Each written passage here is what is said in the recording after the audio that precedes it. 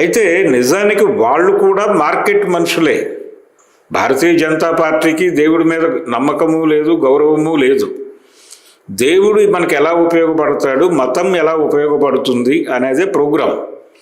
ఆ రోజున అద్వానీ గారు ఏకాత్మత యజ్ఞము అనే పేరుతో చేసింది కూడా ఓట్లను కన్సాలిడేట్ చేసుకోవడం కోసమే. అప్పటి వరకు వాళ్ళు ఒక ప్రత్యేకమైనటువంటి కార్యక్రమం చేశారు. అంటే కాంగ్రెస్ పార్టీని దెబ్బ కొట్టడానికి మనం ఏం చేయాలి అనుకున్నప్పుడు కాంగ్రెస్ పార్టీ తరహాలోనే మనం కూడా నెమ్మదిగా జనాల్లో మెర్జ్ అవ్వాలి అనే దీంతో వాళ్ళు దేశంలో ఉన్నటువంటి కాంగ్రెసేతర పక్షాలన్నింటినీ ఒక తాటి మీదకు తీసుకొచ్చి, ఇంక్లూడింగ్ సిపిఎం తీసుకొచ్చి జనతా అనేటువంటి ఒక ప్రయోగం చేశారు.